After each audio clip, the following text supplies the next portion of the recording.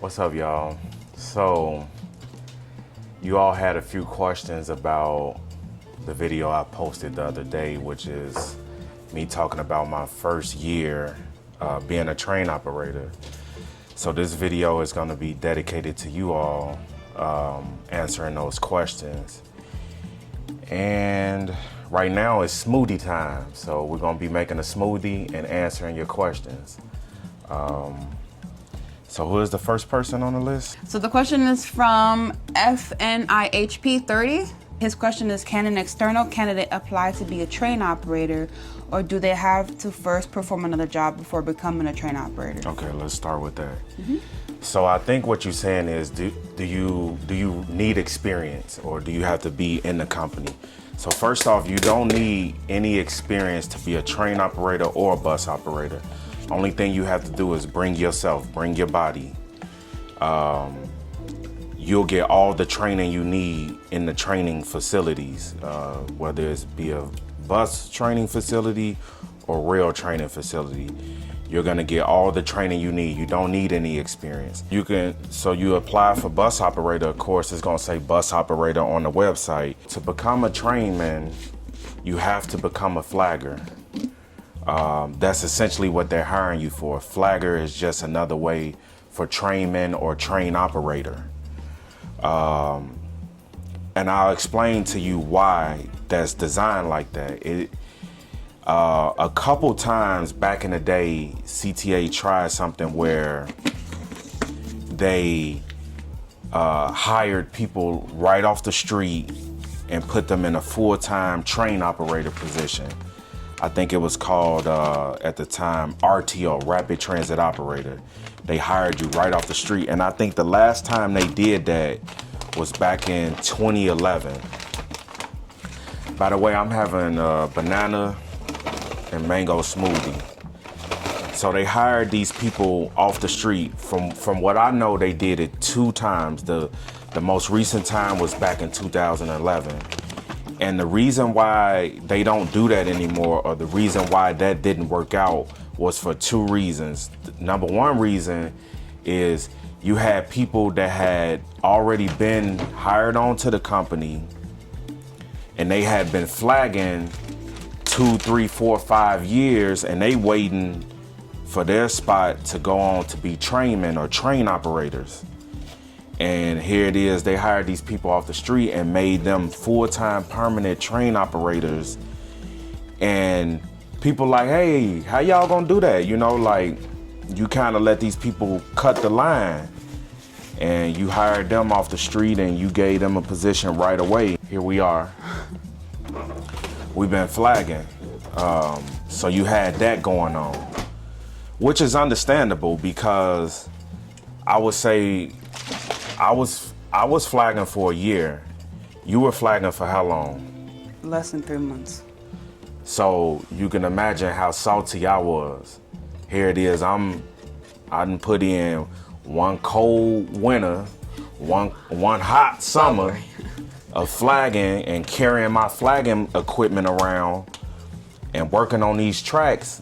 I did that for a year plus, and then here she come, and she going right to motor school, right to operating school. And I'm just like, man, I'm a little salty about that, but it was the need of the company. They needed operators. That's what they hired you on for, to be an operator. So that's the first reason. The second reason, y'all, and what you can't overlook, is the fact that this job is a big boy, big girl job. Like, there's a lot that comes along with being a train operator. I always say being a train operator is like playing catch with your kids, having a conversation with your wife at the same time, and trying to eat a chicken wing. There's so many moving parts with this job that you don't want to rush it. You don't want to rush into it. You don't want to be like, oh yeah, just hire me as a train operator. When you get hired on as a flagman, it gets you acclimated.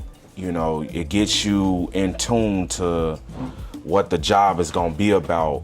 you get into the routine of showing up every day, signing out equipment, having an actual radio that you can listen to. There's been so many days where I have worked and I'm just sitting there monitoring my radio, and you actually learn things. You learn different defects. Like, you may be listening to an operator that's having a defective train issue. It might be a door issue. It may be a braking issue. And so as a flagman, you sitting there, you're listening to your radio, and you listening to how this operator is fixing this defect. You listening to how he or she is carrying themselves. You listening to how they're speaking and conversing with control. Are they nervous? Are they sure? Are they confident? And something just, enough scenarios of that, it just clicked. So then when it's your time to get out there, okay, I heard this before. I heard this 1,000 times. Control, this what's going on. I'm going back to fix it. I'll let you know when I'm done. I'll let you know when I'm moving. And you pick that type of attitude up just by hearing others, by watching others. And you can't do that if you're not a flagman first, if you don't know how to carry yourself. Would you agree? Yeah.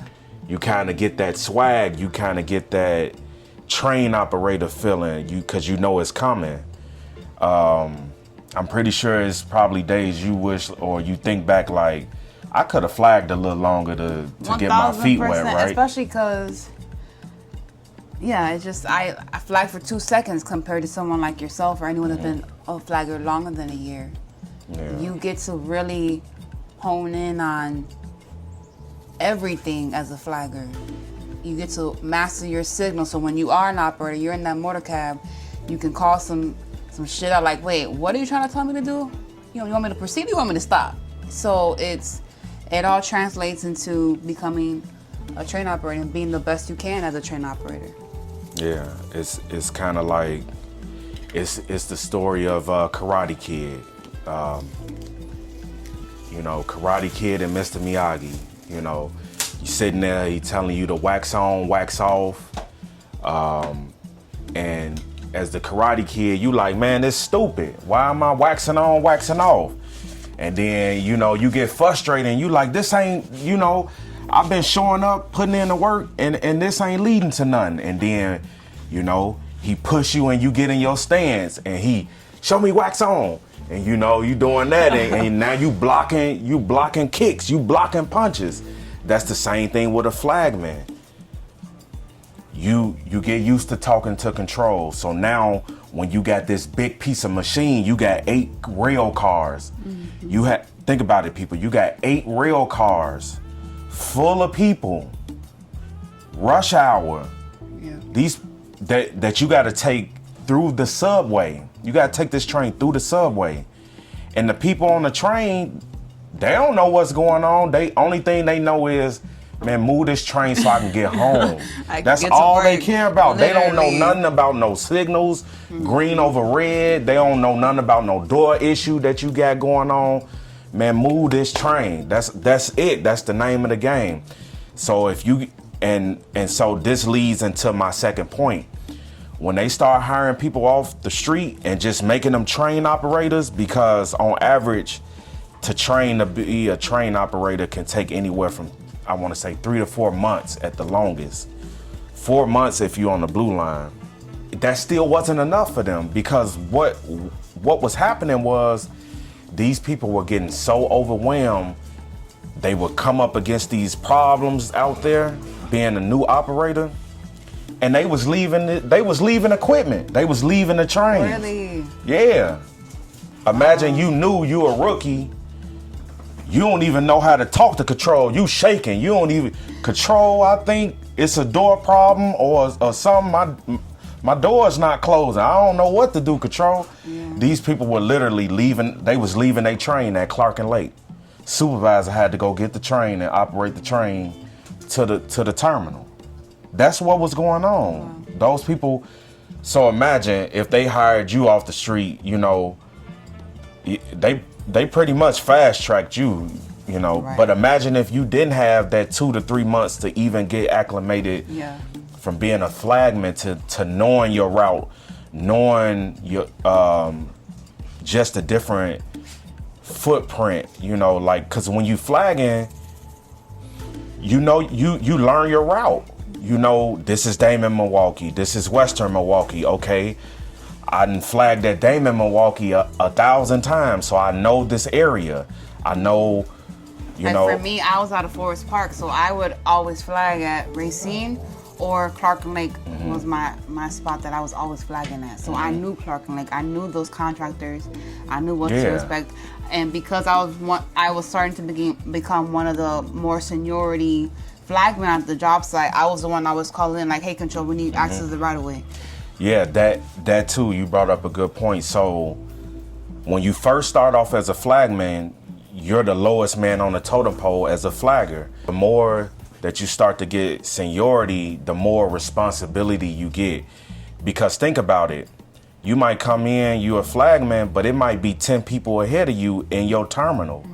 So of course you don't know what's going on, but then, okay, 5 of them, they then went to motor class. So now you up. Now you got to call it out. You got to call control. Control, you're going to have workers entering the right of way under flagger protection. From Damon, Milwaukee to Western Milwaukee, slow zone is set up. You got to be able to hold it down. You got to communicate now, because now you got more responsibility. Because remember, class is coming. So talking to control should be easy at this point. You know, you got bigger fish to fry now. Now you got a whole train coming up, you know. So yeah, that's what was going on. These people was leaving CTA equipment. They was leaving the trains because they was overwhelmed. Yeah. And I can believe it. I can see that happening. Like, dang, they left the train because they didn't know what to do. They got scared. Was there any more to his question? Yeah, his follow-up, he was just saying, because I don't desire to be a flagman or even a bus operator, but would like to be a train operator. Also, only if you are comfortable sharing this or can share this, what is the starting annual salary as a train operator? Well, that's kind of tricky, because when I got turned over as a train operator, I just picked up where the progression of my years were. But I think maybe it's $25 an hour the first year. As a train operator? Yeah, I think it goes like 25, 28, 34. That's a big and jump. then it just jumps to like 41. Top pay right now is for bus operator and train operator is $41.73 right now until the current contract is set in place. So I believe by next summer, train and bus operator should be at like 44 and some change. Right. So you kind of, I want to say you struggle for a little bit, but then after you put your time in, it jumps drastically. Now, another way you can get to your top pay is the more you work. So all those overtime hours that you put in will go towards your salary and getting up there to the top pay. Yeah, because for me, I worked so much overtime, I killed about 9 or 10 months of my progression pay. I got to top pay quicker than if I would have just came in every day and worked 8 hours and left. And then for me, because I was a bus operator for 1.5 years, and then I was a flagman for 6 months. By the time I qualified as a RTO train operator, I was already at top pay because they had already considered all of my time that I had with the company. So it just all depends on how much time you have when you actually get turned over full time as a train operator. Yeah. And then there was another question. Just the same thing he was asking about the pay. Who is that from? So this is from Motorcycle Guy. Love his handle. That's a nice name. Yeah, he was just saying this was a phenomenal video, by the way, brother. I have a big question for you. Hopefully you can answer them in the comments below. Since you guys been in the bus driver operator for 3 years and a train operator for 1, do they start you off as little salary and seniority or higher salary? Would you kind of go over it? Yeah. So if you're coming as a bus operator, you start off your pay, I think it's like 29 and some change right now. Oh, yeah.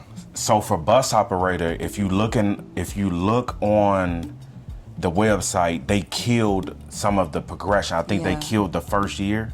Yeah, because when I started in 2022, they were coming in at $24, but when I actually got into class, it went up to $29. Right. So it's 26 right now? No, it's 29. It's 29? I believe Okay, so. So bus operators right now, they killed 27 right now. Okay, 27. Yeah. They still killed some of the pay progression. Yeah. So instead of coming in at $24 an hour, it's at 27 right now. $27 and some change. So they actually killed some of the progression to get more people to apply, more of an incentive. Mm-hmm. So that's good. So those are good questions. That was a good question right there. Because let's say, because you touched on the faster you know, the more hours that you work, the faster you get to top pay. Mm-hmm. But let's say you're someone that doesn't want to do overtime. You just want to do your 40 hours and go home. I think the progression is it's like 2.5 to 3 years is when you get the top pay if you do like your regular 40-hour week. Is it 2 years and 8 months? It's like shy of 3 years. Yeah. I don't remember exactly the amount of months. They break it up into months with the pay progression. And he just talks about uniform. Yeah, so there are great questions that you guys had. So like I said, it's smoothie time. We're gonna blend this smoothie up. I hope that y'all got some value from this video. We enjoy doing this. We enjoy helping you all out. We appreciate you all for watching. If you have any other questions, drop it down in the comments. We don't have a problem with making a video dedicated specifically to you or your question. That's not a problem. We'll do that. Thank you all for watching. We appreciate you. I'm like ending your videos with the laugh.